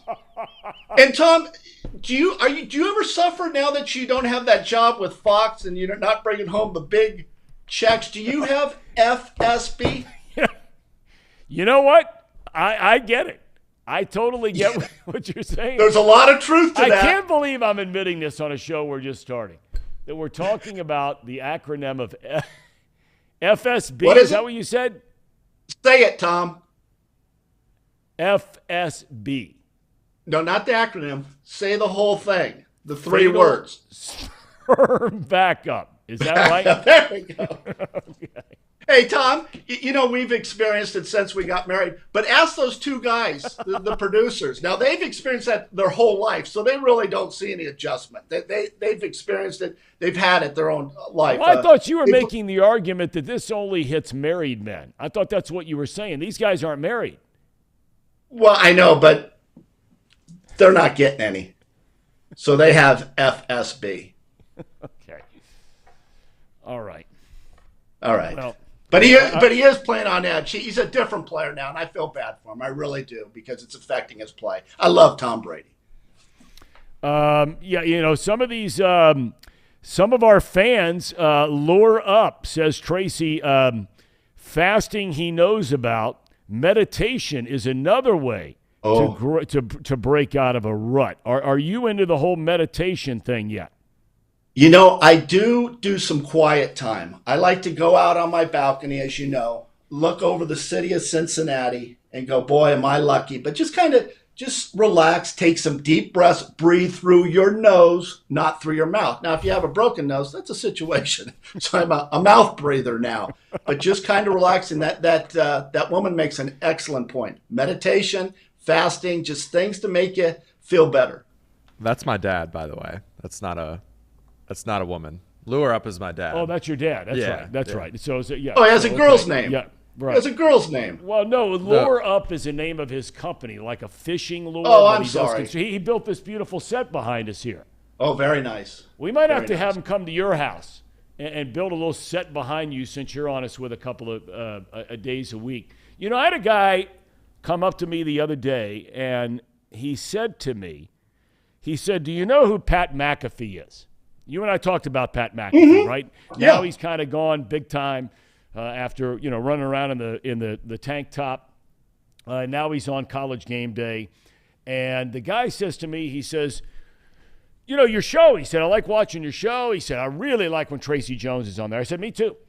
And he says, if that guy came on with you 5 days a week, he said your show would explode like Pat McAfee's show exploded. Do you have any thoughts on that? I'm going to give it some thought, because working with you is a lot like working with your dad. You guys are both really good. I'm a busy person, Tom, and I've got to make time. But I'm thinking about it. Okay. I don't want to, this might hurt you doing the show of getting back to network TV. Do you think? Hey, you know what? We keep talking about FSB. We might up on networks we never thought we'd be on. Hey, listen, can I just stop for a second? I'm sweating like a dog. Here's the deal. My wife comes Trace in. Fowler, our CEO, told me to tell you to turn on the air conditioning in that palatial condominium pad you have there that overlooks downtown Cincinnati. I think it's a side effect of FSB. All that sweating he's doing. You know what? It could be, or the fireplace that my wife turned on for my dog Tucker. I says, I'm hot. She says, that's all right. Tucker needs the fireplace. And my dog just sits by the fireplace till he can't take it anymore. So I am sweating like a dog. I'm going to have to get a fan or something. Yeah, you really do, because it's sort of embarrassing. You come on the show and sweat like this. Gosh, let me blot my face. I want to ask you, put on some eye black or something. Hey, I want to ask you real quick. The Reds have now lost 94 games. Did you ever play on a team that lost 100 games in a season? I did. I played on the 1991 Tigers. That's the year that Sparky Anderson left the team for a couple of weeks, and that didn't go over too well with the players. We lost, and we had pretty good players. We had Jack Morris, Frank Tanana, myself, Alan Trammell, Lou Whitaker, Tracy Jones, Cecil Fielder. There were some good players, but a lot of us got hurt. We had to bring up some AAA guys, and we were horrible. We lost 100 games, and Sparky couldn't take that, Tom. He really took it to heart, and it was a tough year. It was a really tough year. Bad team. Does it make a difference, Tracy? And I guess what I'm getting at is the Reds have basically been out of contention since the second week of the season. I mean, they were like 3-22 or something outrageous, and they've gone through stretches where they played all right, and now they're sort of fading at the very end. They've already lost 94. Is there any effect inside of a clubhouse where you're saying to yourself, I mean, it's one thing when you're trying to play to win a division or to win a wild card or things like that. Are there guys sitting around talking in a clubhouse? I'm being serious about this. Are there guys sitting around in a clubhouse that are saying, man, we can't lose 100 games? Hell no. You know what they're worried about, Tom? Is getting some knocks. I've said this many a times. I'd rather go 4 for 4 and my team lose than go 0 for 4 and my team win. It's about staying in the big leagues, and you're worried about your stats, and especially if you can pad your stats the last month of the season. Now, there's a lot of players, and we've talked about this, that come up that last month that you can kind of get fat on. But you're looking at your numbers. You want to finish strong. You're not worried about losing 94 games or losing 100 games. It really doesn't matter. You've had a lousy season. I mean, I get that part about the individual part because, I mean, look, baseball, I know they say it's a team game, but I think different than football and basketball, the other two big sports, throw hockey in there if you want is fine. But it really is much more of an individual sport. Yes, played by members of a team, but it really is an individual sport. I mean, the very act of pitcher-batter is an individual sport in and of itself inside of a game for how many batters come into a game, right? Right. I mean, you think about it. You have a bad game. You have a couple bad games. I mean, you could be sent back down to the minors. You'll sit on the bench. And I'm not going to say winning isn't important because it is, but having those stats, staying in the big leagues. Because once you're out of the game, Tom, those friends that you had on the team, you don't hear from them at all. You and I have talked about baseball and how they're, last check, I think when I looked at it a couple of weeks ago, there were 19 of the 30 teams in baseball had more strikeouts than base hits.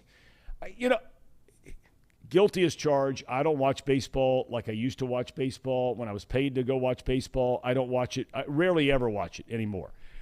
But in this job, I'm checking every morning to see if Aaron Judge hit a home run the night before so I can talk about it on the show the next day.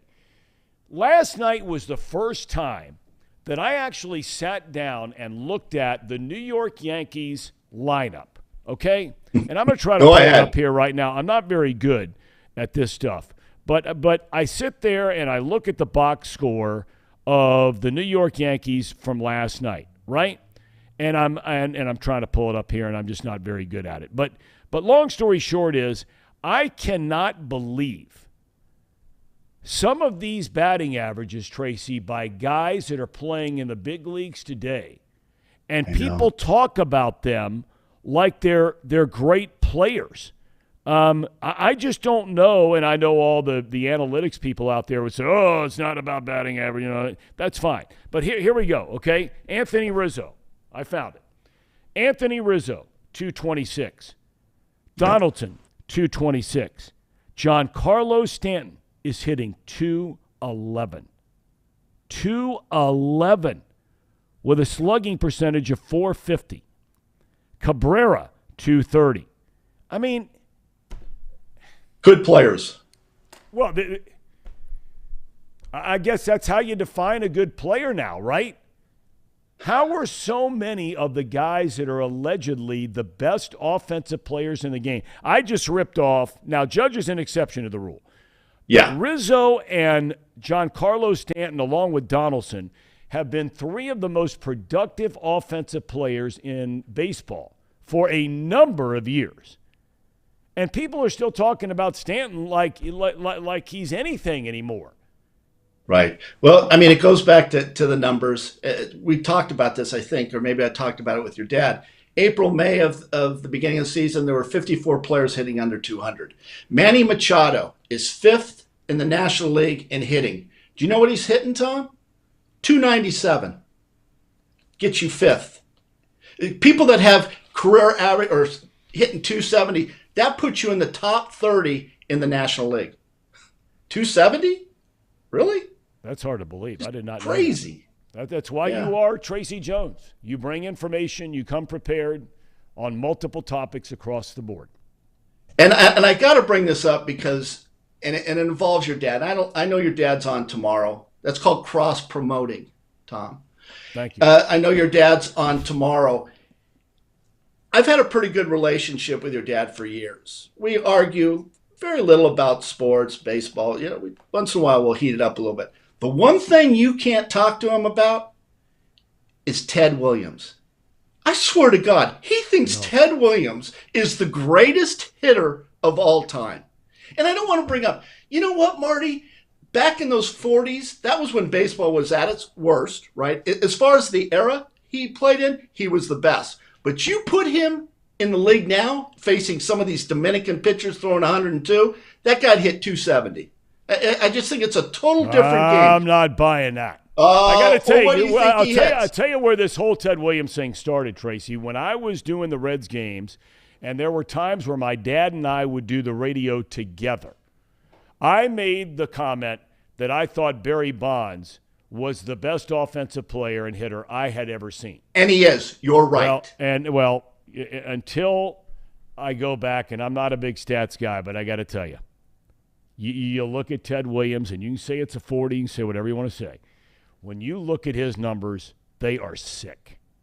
Okay, I agree. You know what's really sick is a 482 on base average, a 634 slugging percentage. I mean, I'm not gonna sound stupid here and start taking down Ted Williams. I'm just saying players now are so much better than the players back in the 30s, 40s. I mean, Pete Rose used to say the best pitching ever was back in the 60s with Koufax, Drysdale, Marichal, Gibson. And I was like, okay, and who else? You know, right, and it's a stupid comment. You have to admit, those four, yeah, but what about the bullpen? I mean, it's just, players are better. Why are we always comparing old-time baseball players, right? Who's better, Ted Williams or, you know, Cabrera? You know, we're making comparisons. We never do that in football, right? We don't make comparisons. Players, I remember when offensive linemen weighed 230 pounds. Yep. Now they weigh 330. You don't make that comparison in basketball. Talk about the top 10 basketball players of all time. I never hear Oscar Robertson or Jerry West's name mentioned. I never hear Elgin Baylor compared to LeBron James, right? You don't make those comparisons. But in baseball, they love to do it, right? Well, you can argue about it with my dad the next time you tape your show. Oh, I'm not. Him. Oh, hell no. Is it Brennaman and Jones on baseball or Jones and Brennaman on baseball? It's actually Jones and Brennaman on baseball. You know, and I like we need to have some type of a name for our show. Maybe Brennaman Jr. and Jones on anything. What about this? I got one. What about your show is Thom Brennaman off the bench? Well, I spend a lot of time on the bench. Shorten up a little. What about BJ on the bench? Wait a minute, that's not good. Take that back. You like that one, Tom? Tracy, it's been great having you with us here on this Tuesday. Best of luck in fasting, and be careful walking around on the patio. I'm more concerned about FSB. I got to do something about that. It hurts. It hurts. Okay. All right. I'll see you on Thursday, Tom. I'll see you on Thursday. If we're still here. All right. See you, buddy. I don't even know if we'll still be here Thursday. We might be off the air by Thursday. Whoever thought when we started this show that that's where we were going? Did you guys think that when you got involved in this operation? I'm certainly really concerned about it now. I gotta do some digging into it. I gotta see what. Oh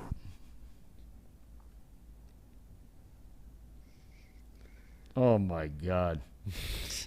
Looking at the comments, huh? Oh my God! Okay. All right. We thank all of you for your comments. We have the cherry on top segment when we come back. At United Dairy Farmers, we've perfected freshness in our family bakery, where we use only the finest ingredients, like thick, high-quality glazes on our signature donuts, before delivering them fresh from bakery to store every day. UDF, made for you. If your AC or furnace is struggling, turn to the experts at Bartell's Heating and Cooling. Their certified technicians get the job done right the first time, and if you need a new unit, Bartell's will give you upfront pricing with no hidden fees. Plus, ask about Bartell's 0% interest financing for 60 months. Learn more at bartellsheatingandcooling.com. Bartell's Heating and Cooling, for a comfortable way of life. Eli's Sports Bar and Grill, proudly sponsoring high school football with 3 locations in Mason, Liberty Township, and Ross, Ohio. Our 10-foot screens guarantee a great view from every seat in the house. Eli's Sports Bar and Grill, the best place in Cincinnati for sports, food, and fun.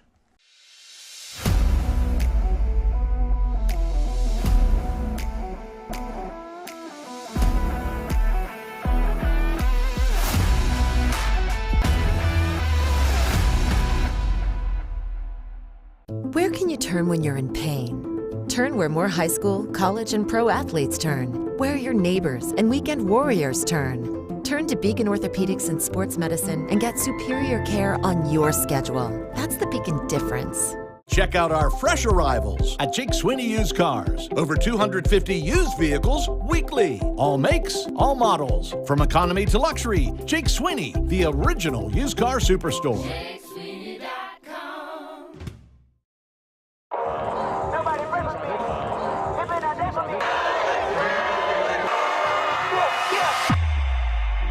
The time is now. Football season is back here in the Queen City, and week 1, St. X versus Lakota West. DJ E-Train here with Chatterbox. It's about to go down. It's our kickoff of our official tour. Every Friday night you'll see us. Let's go.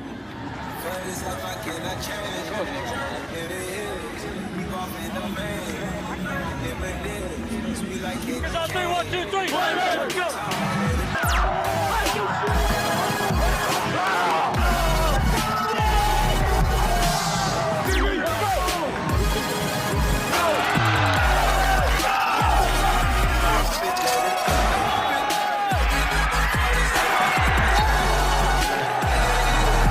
Man, I'm telling you, this game is going to come down to the first guy that says I'm had enough. That's all it's going to say.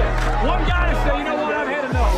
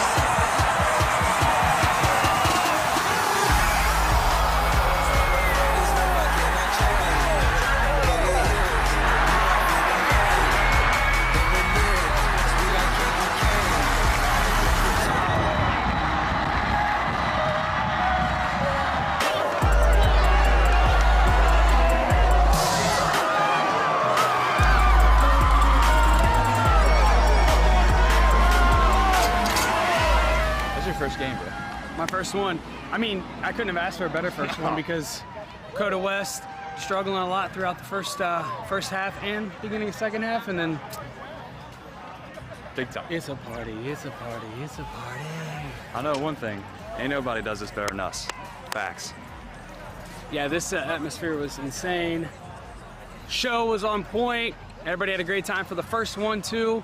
Bringing people together. Big shout out to everybody tonight that worked hard from Chatterbox and everywhere else. Put on a great show. This dude's legit. And he's sweating, so you know he's legit.